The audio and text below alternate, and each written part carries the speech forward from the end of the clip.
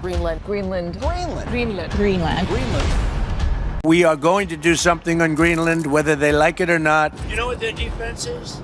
2 dog sleds. We need Greenland for national security. Located near the North Pole, Greenland is the largest island on Earth, and about 80% of it is buried under a massive ice sheet.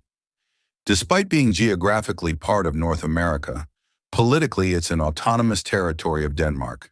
It's huge, larger than Saudi Arabia, Mexico, or Indonesia, yet only about 57,000 people live there, mostly along the coast. Winter temperatures can hit minus 50 degrees Celsius, and even summer barely reaches 10 degrees Celsius. So how did this frozen wilderness become the center of a global power struggle? Trump wasn't the first U.S. leader interested in acquiring Greenland. The idea goes back centuries. In 1867, the U.S. bought Alaska from Russia and even considered purchasing Greenland and Iceland at the same time. In 1910, President William Howard Taft explored acquiring it, unsuccessfully. During World War II, when Denmark was occupied, the U.S. took over Greenland's defense. In 1946, President Harry Truman offered Denmark $100 million in gold for it. Denmark said no, but allowed U.S. bases.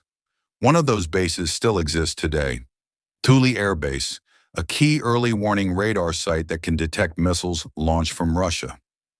Look at a globe. Greenland sits directly between North America and Russia across the Arctic. Whoever controls it gains a massive surveillance and defense advantage over the entire Arctic Ocean. That's why the U.S. sees Greenland as essential to national security, especially as tensions grow with both Russia and China. Greenland isn't just ice. It's packed with resources. Geological surveys suggest it holds massive deposits of rare earth minerals like neodymium, used in electric vehicles and wind turbines, gallium for AI chips and radar systems, uranium for nuclear energy, silicon for semiconductors and solar panels. Right now, China dominates about 90% of global rare earth supply. Control Greenland, and you challenge that monopoly. There are also estimates of billions of barrels of oil beneath its northeastern region. Most global internet traffic travels through underwater cables. Many of the cables connecting North America and Europe pass near Greenland. If conflict broke out and those cables were cut, communication between continents could collapse overnight. Control Greenland. Control a major piece of the world's digital backbone. For centuries, ships traveling between Asia and Europe had to go the long way around continents.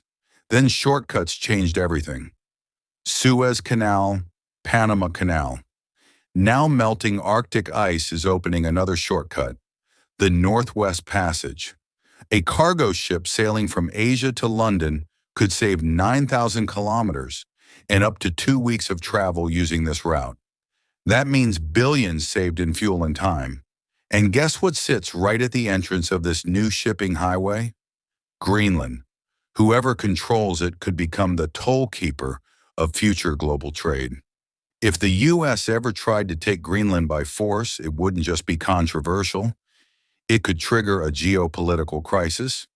Denmark is part of NATO, whose core rule is, an attack on one member is an attack on all. That could pit allies against each other. Skeptics point to past conflicts. The Vietnam War escalation after the USS Maddox incident in the Gulf of Tonkin, the 2011 intervention in Libya involving leader Muammar Gaddafi.